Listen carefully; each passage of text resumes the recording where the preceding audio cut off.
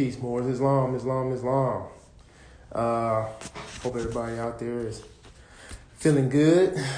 Woke up and was able to give thanks, you know what I'm saying, just for being alive, man. Appreciate y'all. Honors to all active Moors, proclaim Moors, you know. I just wanted to touch on something because it's just been kind of like, it's on my heart, and I want us to be able to conference with each other about ideas and things, and then use the sciences and the knowledges we have to figure out this paradigm, you know, properly. And one of the things that's been on my mind is deceitful idol worship. All right, and what that really means, what idol worshiping is, in a sense. And first, let's get into the science. Let's just get into the word idol, and we'll go from there. Okay. Now, when I deal with the etymology of it, right? An idol is an idea, right? Let's say the look or semblance of a thing, a species, is an idea, okay? The reason I say that is because when you look up idol, it says see idea. All right? So they're basically saying they're synonymous. All right, idol, idolum, an image, a likeness. I appear, seem, to see, idolatry. Okay. So they go into, you know, idol and different forms of idol. And you see the origin of the word and whatnot, and, you know, Latin, Greek, Old French, and whatever. Okay. So then I go into so-called regular dictionary. And some of the definitions from Greek, idolum, a phantom, right? Like an idea. A representation or symbol of a deity used as an object of worship. Broadly. A false god. Any likeness of something. Pretender, imposter, form of appearance visible but without substance. And an object of passionate devotion. And this one is the one that stuck out to me the most, just because to me it embodies what true idolatry is. To say a form of to say a likeness of something, or like a symbol of a deity used as an object of worship, I think that's kind of off the mark, because symbols are for men of understanding. So when we think about our ancestors, you know, the say ancient Kemet and all that kind of stuff, and let's just say they were all bound before a statue, the European mind or the unlearned mind would come in and be like, oh, they think this thing is God. You know, that's idolatry or something like that. Whole time is, they might not understand that those priests or whoever's bound to that thing might be admonishing the characteristics that it represents. I mean, not admiring the characteristics that it represents. So if they were all bound to a so-called statue of Heru, they, in their mind, are giving admiration and love to the idea of the transformation of man, the overcoming of the good aspects of ourselves to overcome the lower aspects of ourselves. But if you weren't a man of understanding or of learning, then you would probably think they're just praising to some statue and they think that's their God. But to have an object of passionate devotion is what, to me, represents idol worship. It's because passionate devotion equates to you spending time, giving attention to. And I think that there's a lot of false idols in our day-to-day life that have been presented to us, and we're not totally understanding them. One of those main false idols, or idols to me, that's an object of passionate devotion, is the vegan movement or veganism. Now, hear me out. I don't eat mammal flesh, land animals, or whatever. I have fish ceremoniously 2 times a month, and really I just started that. I did vegan, for a few years and whatever, so-called no animal products. And really I've just been more on and off, because really you're supposed to eat by the seasons. All right. Your stomach fire is higher in the winter because your body needs to produce more heat, and it's lower in the summer. So you're, let's say seasonally supposed to eat heavier foods in the winter and lighter foods in the summer. Okay. So with veganism, what they do is, let's just say I live up north in the so-called Midwest, right? In close to Mecca. I live, in the heart of Islam. So we have real winters here with real snow, real cold.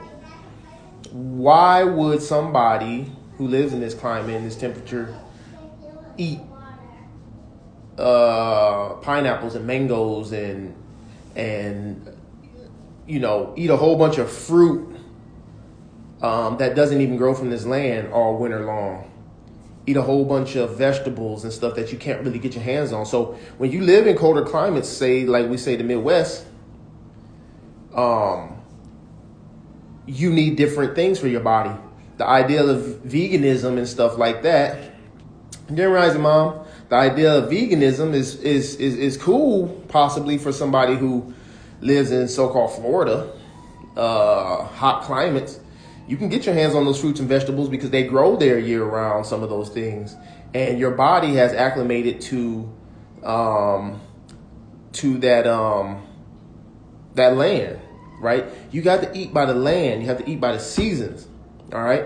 But some people become obsessed with the idea of veganism, and it becomes their idol, okay?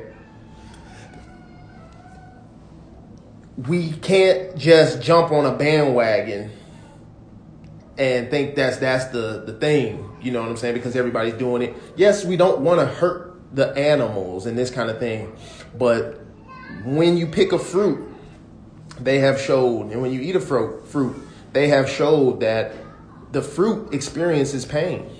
The fruit gives off a variation of electrical signals that let scientists know that fruit is going through a trauma. Same thing with the vegetables you eat. Okay, so the only difference is the fruit can't readily run away, right? Neither do the so-called domesticated animals that people eat.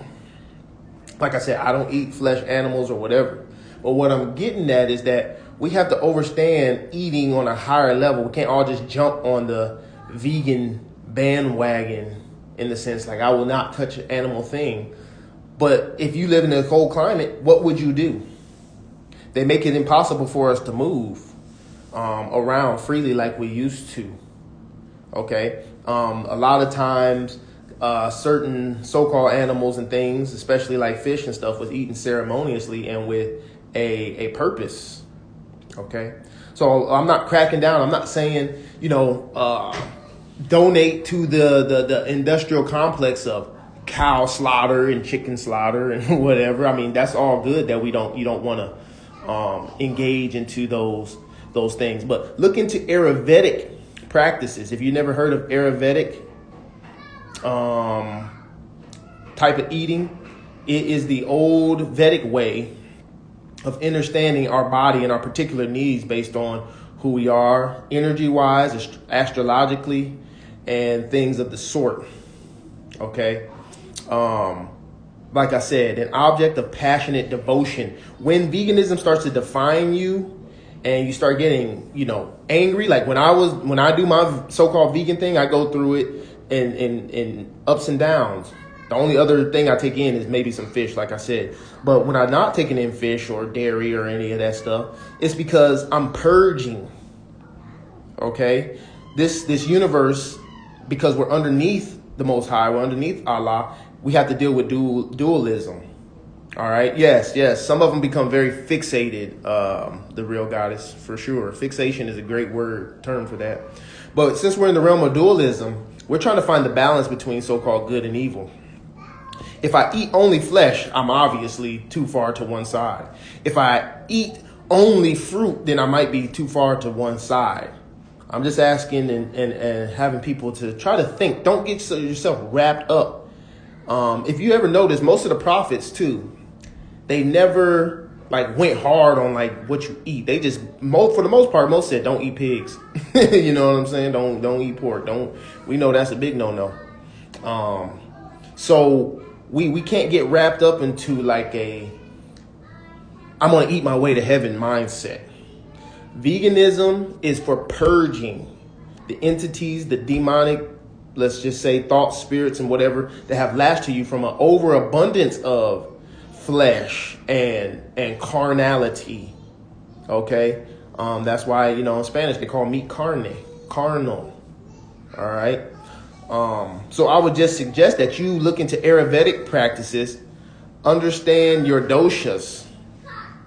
All right, and understand the pattern of the seasons, how your body works. If we say astrology and all this kind of stuff is governing a lot of our experience down here, we have to understand that has something to do with our body and the way we eat as well.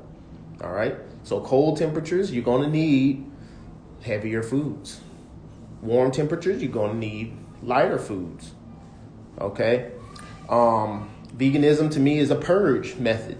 It's a system that I think that everybody who is coming out of Negro black colored mind, that's coming out of the mindsets of this, the matrix, so to say, we want to use that term, that everybody should go through.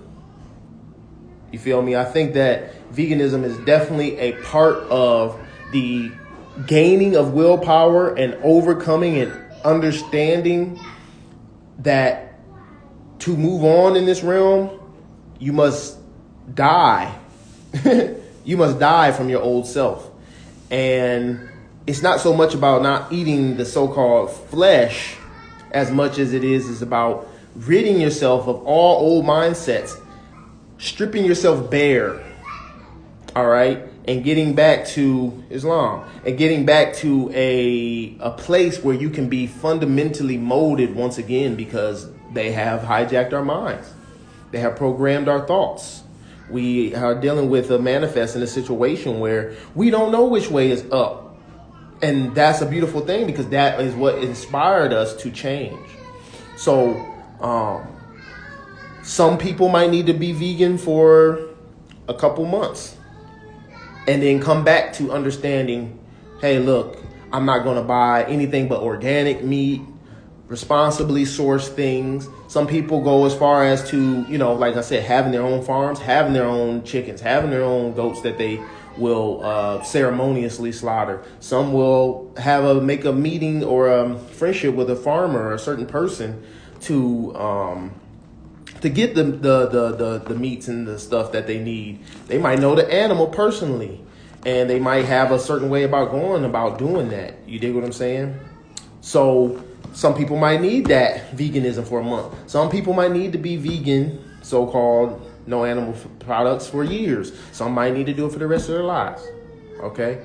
But we become idol worshipers when we obsess over the veganism and you judge people, because it's all out of love. It's not that you're wrong because you're looking crazy. I've been there, looking at people crazy because they're eating like flesh. But then I had to realize too, is that I can't let this be the obsession. This is not the path is not veganism. Veganism is just to help your body acquire new signals, enhancements, and things like that. Okay. I know people who went vegan, then they come back to eating some cheese pizza and stuff, because now they have overstood it. Remember the ancient, let's just say, Kemetan formula: learn, unlearn, relearn. So now I know people who were strict vegans for 10 years. Now they have their own little farms and they have their own chickens and goats, and they do ceremoniously certain things when they want to eat some of that stuff. And some of them only eat it, like just say like if you have a rooster, and that rooster, sometimes the rooster can become very aggressive within the pack of other chickens, and he'll start pecking and eventually he could start murdering the other chickens. So some people in their chicken coop, when a chicken or a rooster becomes like that, they'll take that chicken and ceremoniously slaughter him and eat him. You know what I'm saying? Like I said, that's not my thing. Animal flesh is not my thing, but we can't get caught up in the mindset of, veganism. That's not going to get you there. Knowledge is going to get you there. Once again, veganism is another attachment to the flesh in the sense that you're so concerned about what you're putting into your body to the point that it's the only thing that matters. It's the highest thing on your docket.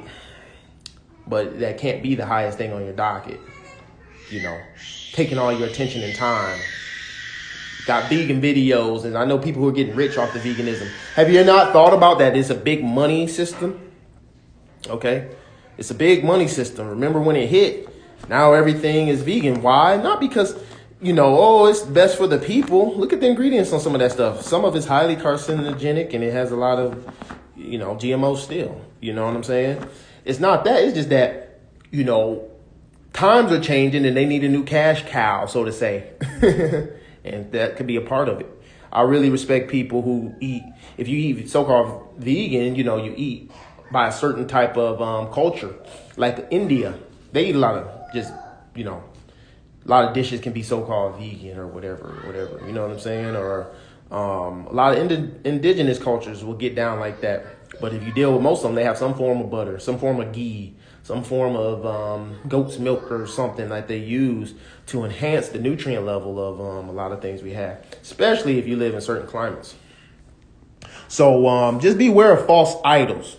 If you're a vegan, do your thing, but remember, it's a purge.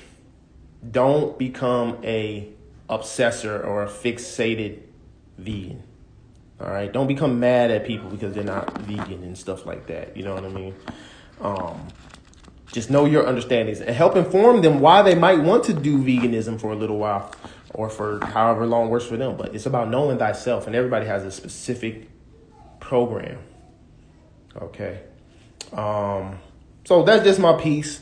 Beware of idol worship. It's not always about bowing in front of some statue. A lot of times it's about the idea or the thing that guides your mind the most. The thing that you pay the most attention to can be your idol too. Okay. So, hey, out of love, truth, peace, freedom, and justice, high honors to Prophet Noble Drew Ali. Honors to all the active Moors. Islam, y'all.